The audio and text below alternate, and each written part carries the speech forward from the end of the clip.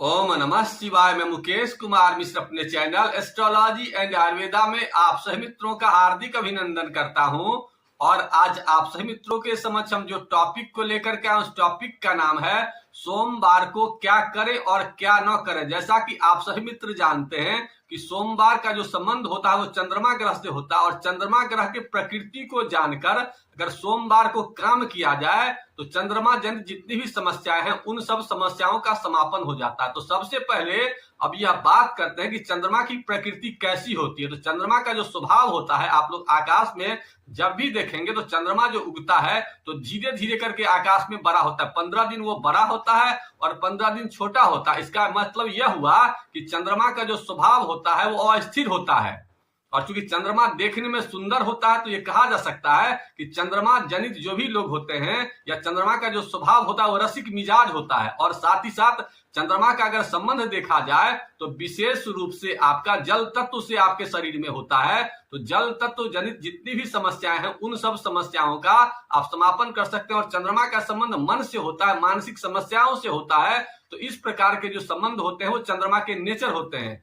अब यह बात करते हैं कि चंद्रमा का रिश्ता कौन सा होता है। तो चंद्रमा का विशेष संबंध मां से होता है। तो मां जनित जितनी भी समस्याएं हैं उन सब समस्याओं का समापन आप चंद्रमा को मजबूत करके कर सकते हैं। अब यह बात करते हैं कि चंद्रमा का रंग कैसा होता है। तो चंद्रमा का जो विशेष रंग होता है वो दूधिया रंग का होता है। क्योंकि दूध चंद्रमा की वस्तुएं हैं, विशेषता आपका चांदी विशेषता वस्तुएं चंद्रमा की है।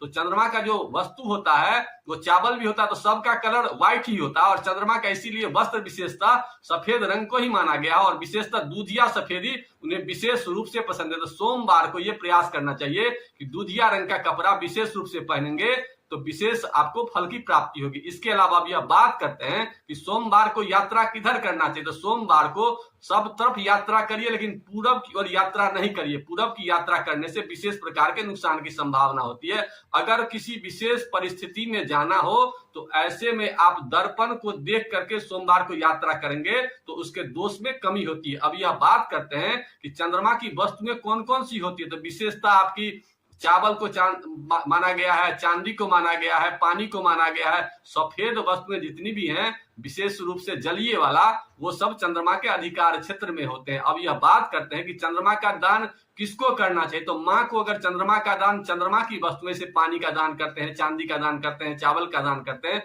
तो विशेष रूप से आपके चंद्रदेव प्रसन्न होते हैं। अब चंद्रमा के भगवान की बात करते हैं तो चंद्रमा के भगवान शिव को माना गया है।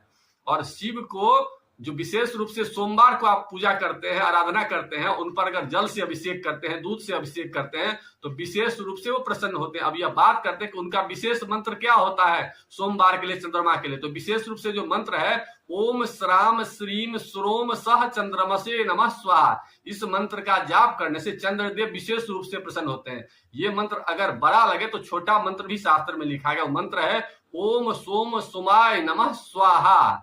या अगर ये भी भारी लगे तो भगवान शिव का प्रिय मंत्र ओम नमः शिवाय, इस मंत्र का भी अगर आप जाप करते हैं तो विशेष रूप से चंद्रमा जनित जो भी समस्याएं होती उन सब समस्याओं का समापन होता है। अब यह बात करते हैं कि विशेष वैसे लोग जो कर्क राशि से संबंध रखते हैं, मेंटल डिप्रेशन में ज्यादा रहते हैं और ऐसे लोग जिनका मूलांक 2 है या भाग्यांक 2 है उनके लिए कुछ विशेष उपाय बताने वाले हैं। तो विशेष उपाय की जानकारी देने से पहले आप लोगों से एक पहले निवेदन है मेरा कि अगर आप लोगों ने अब तक हमारे चैनल को सब्सक्राइब नहीं किया तो कर लीजिए। और यह बात करते हैं कि ऐसे लोग जो मानसिक रूप से विशेष डिप्रेशन में रहते हैं या जिनकी राशि कर्क राशि है, जिनका मूलांक 2 है या भाग्यांक 2 है, उन सब के लिए एक विशेष उपाय, उस उपाय को लिख लीजिए। सबसे पहले एक चांदी की व्यवस्था करनी है। चांदी अगर न हो तो विशेष रूप से आप एक 2 मुखी रुद्राक्ष की व्यवस्था करिए। और 2 मुखी रुद्राक्ष भी न हो तो आप सफेद रंग का कोई सूती कपड़ा की व्यवस्था करिए या सूती धागा की व्यवस्था कर सकते हैं। इन तीनों में से जो भी आपके पास उपलब्धता हो उसको बढ़िया से शुद्धिकरण कर लीजिए, गंगा जल वगैरह से पवित्र कर लीजिए। और पवित्रता के बाद या तो सुबेरे पूजा के समय में या नहीं तो शाम में जब चंद्रमा उगता है उसके समय वहां पर जाकर के बैठ जाइए। और बैठने के बाद वहां पर उसको अपने हाथ में लीजिए। और हाथ में लेने के बाद अगर घर में करते हैं तो शिव की तस्वीर हो, अगर रात में बाहर में कर रहे हैं तो भगवान शिव के सामने तो नहीं लेकिन शिव का ध्यान करिए और भगवान चंद्रदेव को देखते हुए ओम श्राम श्रीम श्रोम सह चंद्रमसे नमः स्वाहा या ओम नमः शिवाय या ओम सोम सोमाय नमः स्वाहा का 108 बार जप कीजिए। ज्यादा भी होगा तो नुकसान नहीं, लेकिन कम से कम 108 बार करिए। तो उसके बाद उसको बढ़िया से पूजा वगैरह के मानसिक शुद्धिकरण कर लीजिए। उसके बाद उसको वहीं पर अगर माँ उपलब्ध हो तो माँ के द्वारा उसको अपने शरीर में धारण करवा लीजिए। रुद्राक्ष वैसे लोग ही पहनेंगे जो लोग सात्विक विचार के हैं, जो लोग मांसाहार नहीं पहनते, और जो लोग मांसाहार करते हैं उनको करना क्या है रुद्राक्ष को कि रात को किसी शीशा के बर्तन में उसको रख लीजिए और सुबह उसका नित्य दिन पानी पिएंगे तो आप देखेंगे मानसिक डिप्रेशन या जो भी आपके कैल्शियम से संबंधित समस्या है उन सब समस्याओं का समापन होने लगेगा और चंद्रमा जनित जो भी समस्याएं हैं वो सब ठीक होने लगेंगे। इन्हीं बातों के साथ आज के एपिसोड को यहीं विराम देते हैं। आप लोगों के मन में किसी प्रकार की कोई शंका हो, किसी प्रकार की कोई क्वेश्चन हो तो उसे कमेंट बॉक्स में डालिए, मैं उस शंका का समाधान करने की कोशिश करूंगा।